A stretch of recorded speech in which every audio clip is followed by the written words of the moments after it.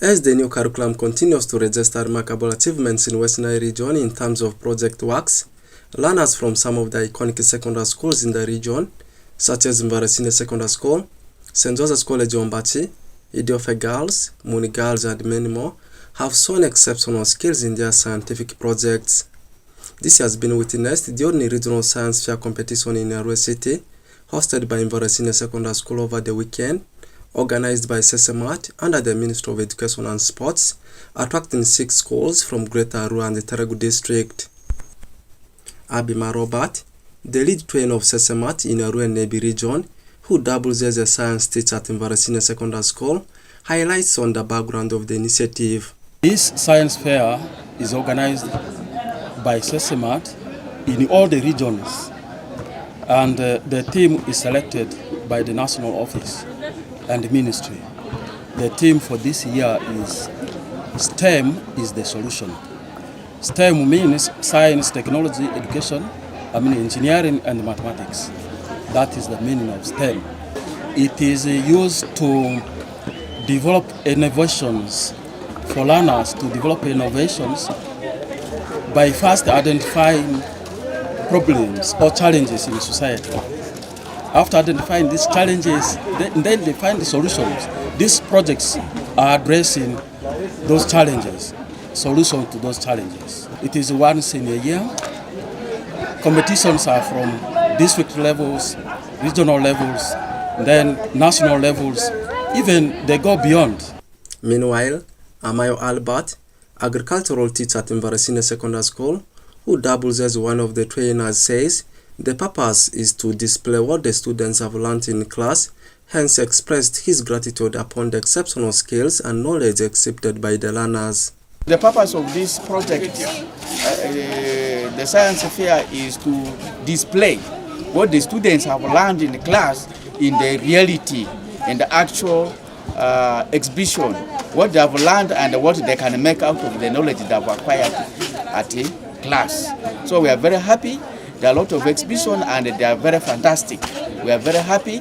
If they can continue with that, I think in near future, the science, which people have been thinking that is theoretical, will be a myth.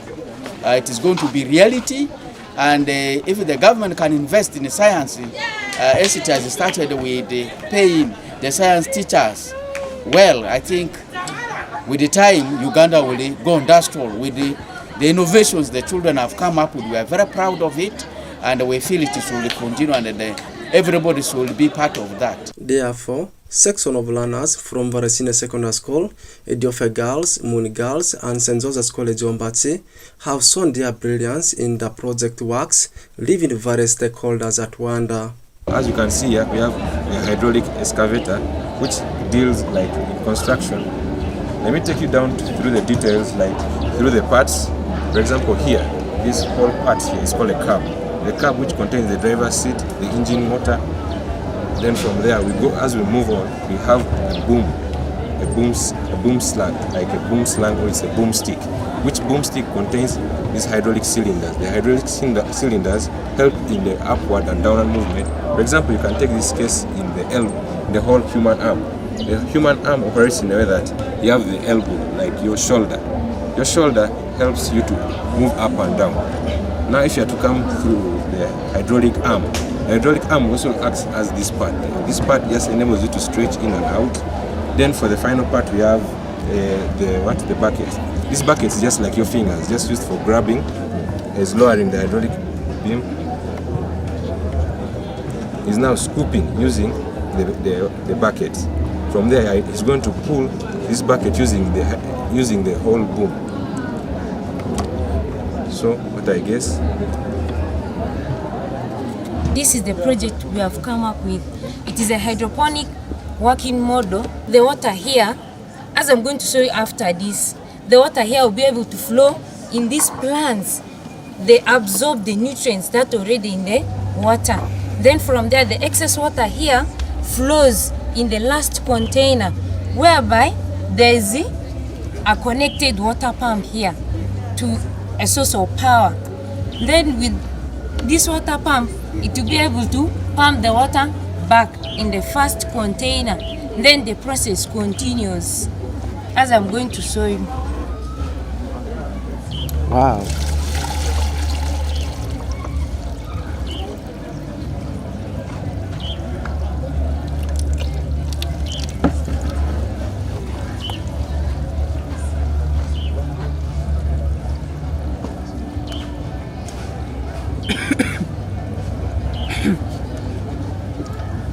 It is mostly used in urban areas where there's shortage of land.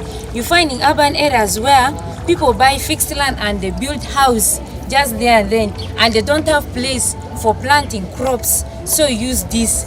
You can mean to set it in a house whereby you might put them there, 10 of them, but to keep monitoring them so as to promote food security. I've come here to present this project. It's a network booster.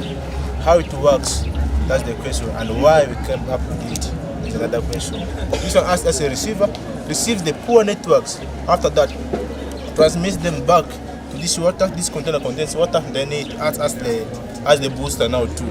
So from here, those weaker networks, they are boosted. From there, they become kind of stronger. Hence, like supplying the whole of this just environment here with some good network. So how I came up testing it.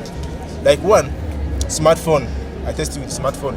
You're able to use smartphone because in your body you have blood. In blood there's that content of water also. Since water is a good receiver of signals, that makes you able to use smartphone, you get. So from here, now I tested it, whether it has signals or not by using smartphone. So if you bring a smartphone, then you use it like this, you used to swipe things like this, so it works efficiently. That's how I proved that it works with the smartphone, and that so is that it has signals. This is the project of producing a portable biogas digestion. Our main aim here is turning waste into fuel, the portable biogas digester.